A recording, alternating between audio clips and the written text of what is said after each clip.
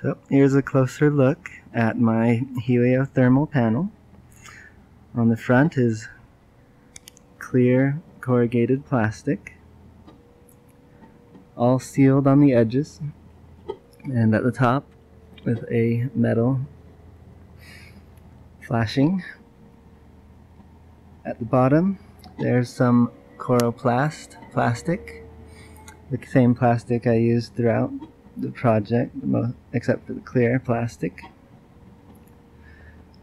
Now, behind the plastic are some old windows from the house.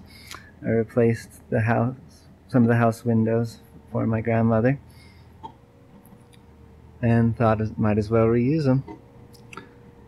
Behind the glass is another layer of clear plastic.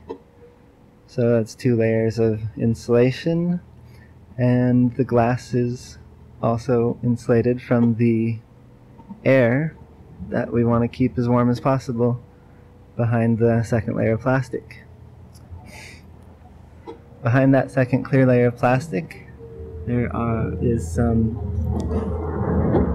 fiberglass. Same kind of fiberglass on screen doors. That absorbs some of the sunlight and turns it into heat from passing air. And then behind that is the coroplast plastic, which is the main solar absorber. The bottom fan here, the small bottom fan, pushes air into a small cavity that pushes that directs all the air up through the same small channels on the front. So it's a combined back pass and screen absorber design, as those 2 kinds have been called in the do-it-yourself community.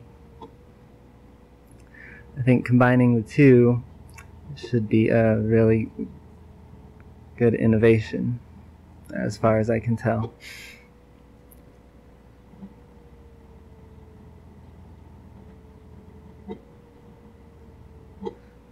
Now the minor issues were the fiberglass slipping down a little. I thought it'd stay in place on this small model, but also the small fan I used isn't the right design and not quite powerful enough.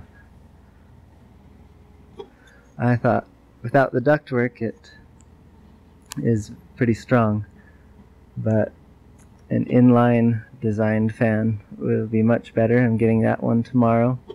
Also just 30 watts.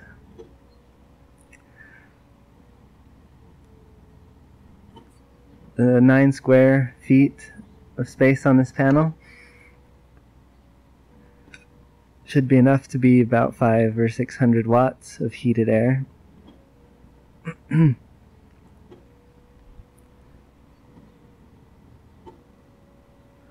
Solar thermal compared to solar electric is about twice as efficient. So that's one inherent advantage already. The other advantage you can get is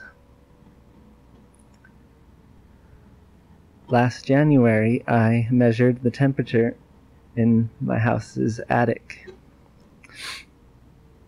Even in January, when the normal high temperature is 37 degrees, the attic air temperature, the non-insulated air, got up to 70 degrees.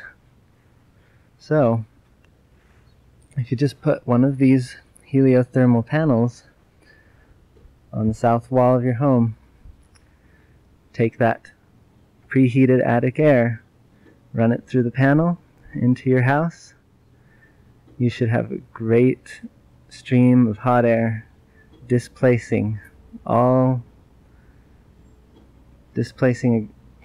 great portion of your classic heating bill.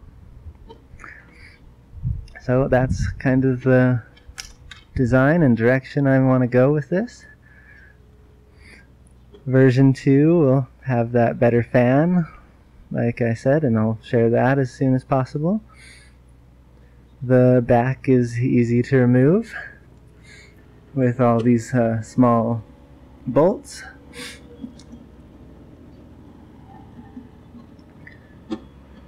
And it just turns on and off automatically using this temperature controller. The next heliothermal panel I want to build, once I have the money, Model 2, will be about the size of a door, and I want to put it just right here and try to make it much thinner and better than the first model. So look for that as soon as I can do it.